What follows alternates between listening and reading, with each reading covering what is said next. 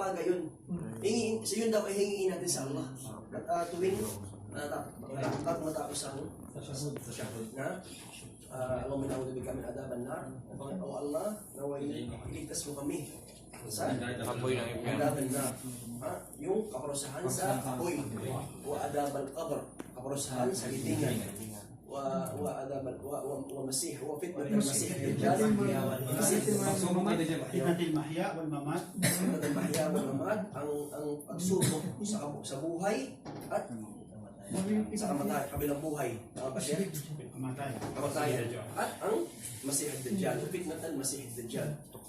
Masih al-Dajjal, ito yung mahabang topic mo. Insya Allah, mahaligay mo. Salatin na natin. Salat ka, ya Brother Khalid. Salat ka. Habiban. Dahil dyan.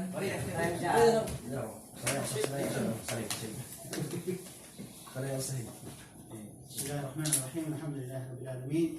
Wassallallahu wasallam ala nabiyina Muhammad wa ala alihi wa sahbihi ajma'in. Kumanin natin yung sinabi ng brother, patungkol doon sa paksa ng imam. Ito ay bagay na sabihin natin maraming aral.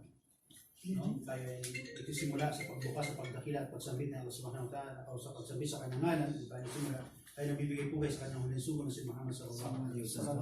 Sabi natin yung barzakh, lagi natin naririnig ito, barzakh. Sabi natin ito ay bagay na kabahagi, para nyo matutunan, kabahagi ng ating tiyak na pinapaniwalaan sa Islam. Yung kabahagi itong arkanul iman, sabi natin yung mahuwat iman, ito ay mula sa hadith ni Jibril, o hadith na kung saan tumungo si Jibril kay Propeta Muhammad sallallahu alaihi wasallam habang siya ay nakaupo kasama ng kanyang mga asan sa Medina. Tumungo si Jibril doon, sabi, la rakaw safar, na walang maaninag sa kanya na ito yung naglakbay. Sabi doon, maitim yung buhok, ito yung damit. Tumungo sa kanya tinanong si Propeta Muhammad sallallahu alaihi wasallam, Muhammad. Pataka yung mga kapanalig niya, sabi niya tinawag siyang Muhammad kasi sabi natin ayon sa mga sahaba parang mabigat sa kanila yung tawagin siya Muhammad. Kasi tinatawag siya Ya Rasulullah, Ya Nabiullah. Pero tao to dumating, tinawag siya Ya Muhammad. Yung pala yung guro Propeta Muhammad sallallahu alaihi wasallam. Kasi siya yung estudyante ni Jibril. So tinanong ngayon si Propeta Muhammad sallallahu alaihi wasallam, ma huwa iman? Sabi natin, anong kinalaman sa barzakh na langan natin? Sabi na, al-iman an tu'minu billah wa malaikatihi wa kutubihi wa rasulihi wal yawmal akhir qadar khairi wa sharri.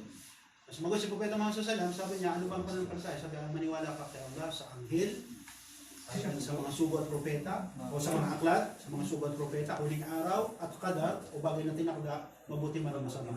Sa paniniwala sa huling araw, ito ay tinalakay sa atin, ng sinulat ng may aklat ng aklat, al-Mujaddid Sheikh Muhammad bin Abdul Wahhab, في تفسيره الشيخ صالح الفوزان في أغلب السنة الشيخ محمد عبد الوهاب pinamagatang bilang usul at talata. Pinalawanan sa atin ni Sheikh Salih Al-Fawzan, yung iba siguro nakaatina ng ating pinag-aralan nito, na kung saan binanggit doon yung katungkol sa tatlong katanungan sa libingan. Ito ay may kinalaman sa barzakh. Yes. Sabi natin yung barzakh, pinaliwanag doon sa atin ang buting Sheikh, maawal barzakh. Ang barzakh ito ay harang sa pagitan mula nang mamatay ang tao hanggang sa muling pagkabuhay. So ayon sa ating buting Sheikh, na ito nagsisimula ang paniniwala sa huling araw. Kasi yung huling araw mo doon magsisimula kapag ikay namatay na. Wala ka ng connection sa buhay mo sa mundo. Ibig sabihin nun, kapag tumigil na yung pagpintig ng puso mo, yung baga mo ayaw nang gumana, yung puso mo ayaw nang tumibok at magpump ng dugo, ibig sabihin nun, sa talaan ng sensya, ikay patay na. Hindi ka nakabilang sa buhay sa mundo, ikaw ay kabilang na sa buhay ng mga bangkay. Parang hindi ka zombie. So yung stages na yun, tinatawag yung bilang barzakh. Harang. Yung saan natin nakuha, meron binanggit na ayat. Sabi niya Allah subhanahu wa ta'ala, Allah ta'ala, la'alla al-amal salihan bima tarak. Kalla innaha kalima. Sinong gusto mo ba? Ito pala, nagbabasa ng paratang. Buksan mo ba? Saya. Suratul Mu'minun. Verse 100. Gamitin natin ito para masanay yung mga natin ang parang. Suratul Mu'minun. Para to dun sa mga tao na namatay, makikiusap kay Allah subhanahu wa ta'ala na sila'y pabalikin sa mundo. Kasi ando na sila sa barzakh. Basa. 100. Nakasabay yung tinig para makamitan nila dun sa kabilang ibahay. أعوذ بالله من الشيطان الرجيم بسم الله الرحمن الرحيم لا la'alli a'malu salihan fima taraktu fi qalla innaha kalimatun huwa qailuha wa min waraihim barzakun ila yaumi yub'atsun. Sabi na subhanahu wa ta'ala, no? Na nakikiusap tong mga tao na to. Ano eksena to? Inuwag to sa aklat ng usul at talata. Ito yung mangyayari at nangyari sa bansa. May mga tao doon na namatay, pagkatapos nilang mamatay, no? Sila'y nakikiusap kay Allah subhanahu wa ta'ala na sila'y ibalik anya saan? Sa mundo. Bakit sila nakikiusap? Bumalik, tulad namin ang gift ni kapatid sa aya, na sila'y gagawaan niya ng mabuting gawain na kanilang tinalikuran o iniwanan. Ano ang sasabihin sa kanilang anghel? Yan ay salita lamang na kanilang sinasabi, ngunit wala nang pagbabalik. Ando na yung barzak. Hanggang yung mayubatu. Hanggang sa araw na sila'y pagbuhay na magulit. Kaya dito, ang masdar, sabi natin, ang kahulugan ng barzak, ay harang. Kapag namatay ka na, hindi ka na pwedeng bumalik. Kaya sa Islam, malinaw, no? Nililinaw sa atin ng Islam na hindi totoo si Aling Nenang pagkatapos mamatay ay nakita nagwawali sa harap ng tindahan. Ay yung lolo mo namatay, kinabukasan andun ay niya sa kwarto, nakita ko nagliligpit ng kulambo. Kadib. Walang pagbabalik. Siya na mismo ang nagpatunay sa atin. Yung mga mismong nasa libingan, nakikiusap, gustong bumalik. Anong gagawin? Magmumulto? Hindi. Gusto nilang gawin yung gawain nilang mabuti na iniwanan nila, gagawin nila kung sila ibabalik sa mundo. Pero ang sabi ng Asma, wala na. No? Binigyan ka ng panahon. 30 taon ka na buhay, 40 taon, 70 taon, sabi nga ni Saksa ko, kapag ikay sumobra sa edad na 63, umabot ka ng 70, bonus na yun, Allah subhanahu wa ta'ala sa iyo. No? Kasi ang kanyang umma ay nabubuhay, ay si Propeta Muhammad sallam, between 60 to 70 years. Buhay ka ng 80, masyala, bonus sa iyo ni Allah.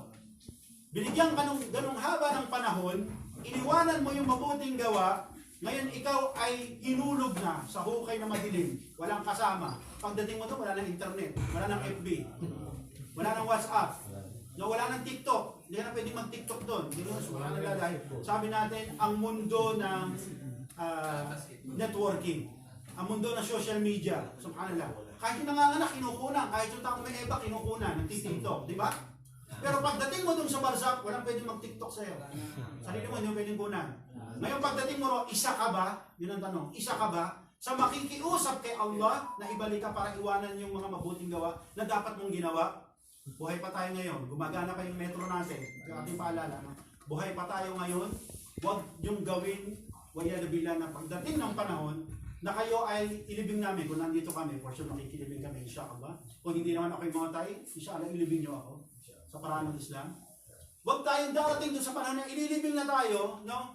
Subhanallah, ay daw sa hadith ni Hani, sa pinalayang alipin ng Uthman ibn Affan, na kapag nililibing ni tao, binubuhat, dalawang eksena. Yung isa, humihiyaw at nakikiusap, hindi nga lang naririnig na naglilibing, huwag nyo kong ilibing. Kasi bakit? Nakita niya na yung barzak. Ando na yung dalawang anghel na nag-aabang sa kanya sa libingan, na ang pangalan ay Munkar and Nakir. Asul at hindi makulay, huwag nyo nang pag-usapan kung sino yung asul. Okay? Ayaw niyang pumunta doon sa libingan kasi sinasabi niya nagbubuhat sa kanya, huwag niyo ako ilibing. Pero pag mu'min na mamatay, sasabihin niya, bilisan niyo, ilibing niyo na ako. Huwag tayo bumilang doon sa isang unang eksena. Na pagdating niyo ron, makikiusap kayo, ibalik niyo ako sa mundo para gawin ko yung bagay na ginawa ko. Ngayon buhay kayo. No? Alam niyo ba, ayon sa mga nagpapaliwanag, no? Nasabi natin na 1/3 ng buong buhay niyo, kung ilang taong kayo ng buhay, 1/3 ng buhay niyo. Ang 1/3 nun, o 33.33%, itinulog nyo. Nakuha nyo? Ilang taong ba tayo? Ay, ilang oras ba tayo tutulog? 8 hours? Ilang oras ang isang araw? 24 hours? 8 hours nung tinulog nyo. Kung 7 hours, sabihin natin, 32%, 31%. Ng buong buhay nyo, tinulog nyo. Pero pa yung inaanto kayo, natulog kayo sa sakyan, umating kayo ng klase, inaanto kayo, natulog kayo. Pero pa yun, yaad nyo pa yun. Ganon kalaki ng porsyento yung tinulog nyo sa buong buhay nyo. Okay? Ang 66% doon, hindi ko alam kung saan nyo dinala. Maaaring nag-TikTok kayo, nag-FB kayo, ang sabi nga sa atin, ang pinakamalakas gumamit ng social media, Pilipino. Ang minimum na Pinoy na gumagamit ng social media, 4 na oras sa buong araw. 8 hours ka natulog, plus 4 hours ilan? 12 hours? Yung another 50% mo, saan mo dinala? Pakikipaggirgiran, pagtambay, paglaro ng basketball, trabaho, halimbawa 8 hours, no? Kahit nakalimutan na si nanay, no? Trabaho, pakikipagharutan sa anak, sa asawa, okay? Andun. Yung 8% nyo nasayang na. Ngayon, baka mamaya pagdating nyo doon sa ilalim, makikiusap kayo, ya Allah, ibalik mo naman ako. Bakit? Nalimutan kong makipagmabutihan sa aking magulang. Kapag harutan ako sa asawa ko, sa tropa ko, nag-Starbucks kami, pero hindi ko man lang nabigyan ng bumunting regalo ang aking magulang, hindi ko man lang masaya. Napakahirap. Kaya itong bansak na to, ito ay totoo. No? Pagdating natin dito, wala nang balikan. Hindi tunay na may multo. Yes, mayroong mga nananakot, ito ay mga jinn. Okay? Sabi natin ito ay isa sa mga nilalang ni Allah Subhanahu wa Ta'ala, wa ma khalaqtul jinn wal ins. Okay? Unang nilalang ni Allah Subhanahu wa Ta'ala itong mga to. Kaso nga lang, dinethrone sila. Tinanggal sila ng karapatan dito sa ating binigay ang panguno kay Adam alayhi salam. Nandito tayo. No? Dahil sa inggit nila sa ating ninuno, pinag-usapan siya, pinag-utusan siya magpatira pa, hindi niya nagawa. Kaya ayon kay Imam At-Tirmidhi, waili, nasabi ni Iblis. Kapag nakikita niya, nagsusujud tayo. So para sa sarili niya, bakit? Inutusan siya doon, hindi niya ginawa. Pero inutos sa atin, nagawa natin, alhamdulillah, kaya patuloy na gawin. No, kasi mahirap yung pagdating nyo doon, tsaka kayo hihiling kay Allah Subhanahu wa Ta'ala na ibalik ako. Wala nang balikan. Hindi ka pwede mag-text kay pare, pakisundo mo nga ako rito, lalabas ako. Pwede ba yun? Hindi. Mag-order ka ng Grab. Uber. Kaya mag-message ka kay Brother Anwar sa messenger, bro, pakilive mo nga ako. Kasi andito ako sa bansa, ang mga eksenang mangyayari doon, yung binanggit ni Brother Parin mula sa hadith, ni Propeta Muhammad sallallahu alaihi wasallam. Huwag kayong isa doon sa nag-aaral ng Quran, no? Hindi nyo sinabuhay, hindi nyo kinilos yung natutunan nyo sa Quran. Ang gagawin sa inyo, babaragin yung ulo nyo. At ang pangalawang paliwanag doon ni Shaksa about that, narinig nyo yung adan, hindi kayo nagsala, hindi kayo tumungo sa masjid, babaragin yung ulo nyo. Wa'yad billah. Kaya mag-ingat tayo, habang buhay tayo, may pag-asa, insyaAllah. At huwag na yung makitanong nga, mag-uwian na tayo, no? InsyaAllah. Gustong kumain na sa wahan ka bihamdik. So wala ilaha illa ant wa nastaghfiruka wa atubu ilaik. Tayo paalala ko sarili ko bago sa inyo. Wassalamualaikum warahmatullahi wabarakatuh.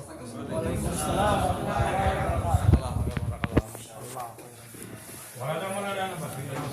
Tanong, Ustad. Yung surah Al-Mulk, diba? Surah Al-Mulk, tanong daw. Ustad kami, announcement please. Ustad. Calling that time, Yung surah Al-Mulk, nabanggit ito ng ship kanina. Apa, kamusta po? Tuwing bago matulog. Actually, may ikhtilaf among scholar patungkol dito sa Surah Al-Mulk. Kasi sabi na ito ay liwanag sa dunia. So sinabi ito ay liwanag sa dunia. Meron kasing ikhtilaf ang mga ulama patungkol sa bagay na ito. Pinalawanan nila. Sabi nila na ang bagay na ito ay dahil hindi siya pwedeng gawin natin bilang book para sabihin natin na ito ay pwede na natin gamitin araw-araw. Wallahu alam, nirespeto natin sila, may kanya-kanya silang kaalaman at pinag-uugutan. Pero kung akong tatanungin nyo, sa sarili ko to, sa abot ng aking narinig, natutunan, at ganun din nabasa, mahina itong salaysay na to. No? Gusto nyo maligtas doon sa libingan, di ba? Ano sabi ng Propeta Muhammad sallallahu alaihi wasallam? Ang kanyang umma ay hindi pinaparusahan sa libingan sa malalaking kasalanan bagkus sa dalawa. Ano yon? Hindi pagsasala. Naam. Dahil sa hindi pagiging maingat sa ihi. Yung mga tao dito matagal ng Muslim, kaya naman umupo ay umupo. Kasi yung tilansik ng ihi nyo, ay naman kay Sheikh Bin Baz, kung meron kayong problema, kasi kayo ay matanda na, hindi kayo masyado, pwede naman kayong tumayo. Kasi pag ingatan nyo lang na huwag tatalisik sa inyong damit, tapos papasok kayo sa masjid. Unang dahilan, ang parusa sa libingan. Pangalawa, yun na nga, winawarak na yung mukha. Sa libingan para umpisa na kayo. Na, sabi ng Propeta Muhammad, ito yung tao na paggising sa umaga, no? Wala siyang gagawin kundi magkalat agad. Sabi niya, hindi naman ako lumabas ng bahay. Eto. Hindi nga lumalabas ng bahay, konektado kayo sa buong mundo. No, nakikipag-chat kay Kaparid, yung nga sinabi niya, di ba? Babaero yun eh, no? Walang ginawang mabuti yun. Hindi ka nga lumabas, Hindi mo nga pinitak yung dila mo, yung daliri mo naman, dut-dut ng dut-dut. Ng dut-dut. Okay?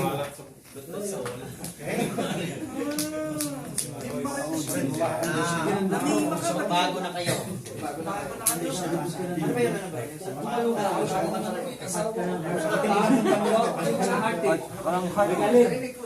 Tapos yung kapatid, tinanong kanina patungkol doon, halimbawa namatay daw yung magulang. Di ba? Namatay daw yung magulang ngayon, sabi hindi Muslim. Binanggit na to sa atin ng ating butining Sheikh rahimahullah ta'ala. Sabi niya na lahat tayo, binigyan tayo ng kanya-kanyang metro ni Allah subhanahu wa ta'ala. Kung ilang taong ka mabubuhay sa mundo. No? Tatanungin tayo ni Allah subhanahu wa ta'ala 5 bagay bago tayo humakbang, umalis sa kanyang harapan. Yung oras mo libre bago ka naging busy. Yung buhay mo bago ka namatay, yung kalusugan mo bago ka nagsakit, yung kayamanan mo bago ka naghirap. Kaya sabihin natin, ang mga bagay na hindi ko kasi alam kung nag-Muslim yung nanay ko, yung tatay ko. Yes, malungkot, sobra. Sabi natin, may nagtanong sa Propeta Muhammad SAW, sabi niya, Ainal Abi, tinanong yung Rasul SAW, Finnar, umiyak ngayon yung sahaba na yung umalis. Tinawag ulit ng Rasulullah sallallahu alaihi wasallam, Abi wa Abu Finnar. Bakit? Para mabuwasan. No? Tatay mo nasa impyerno. Tatay ng Rasul. Sallallahu alaihi wasallam.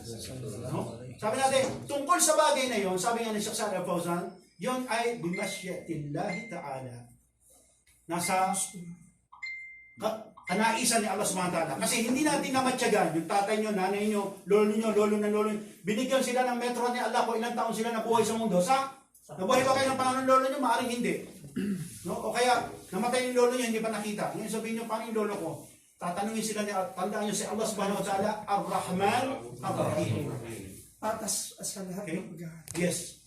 وَمَا يَدْلُمُ رَبُّكَ أَحَدًا. Walang pinaglamangan si Allah subhanahu wa ta'ala. Yung mga bagay na natanong, wallahu alam kung sila ba'y nadawahan, nakarinig, tatanungin sila ni Allah kung saan nila ginamit yung oras nila, nabuhay sila habang ng panahon. Saan ba inubos to? Kasi noon, wala pa naman social media yung mga lolo, di ba? Saan ba ginamit yun? Pagtambay sa tindahan ng kanina, tumutuma, wallahu alam. Tatanungin sila ron.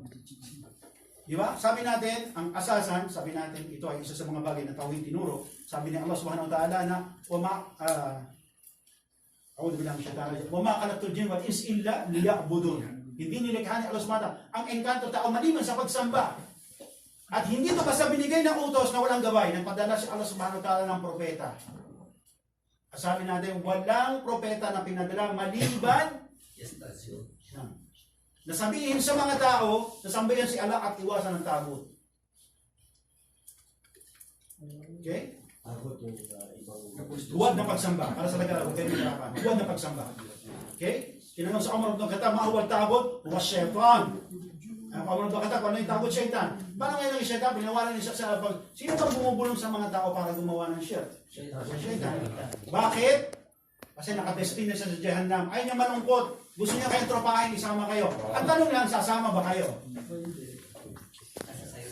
Diba? Kaya mga bagay na sabihin natin, ito ay nasa kamay ni Allah subhanahu wa ta'ala. Inshallah, no? Kapag nandun na tayo at magharap-harap tayo, malalaman nyo kung bakit.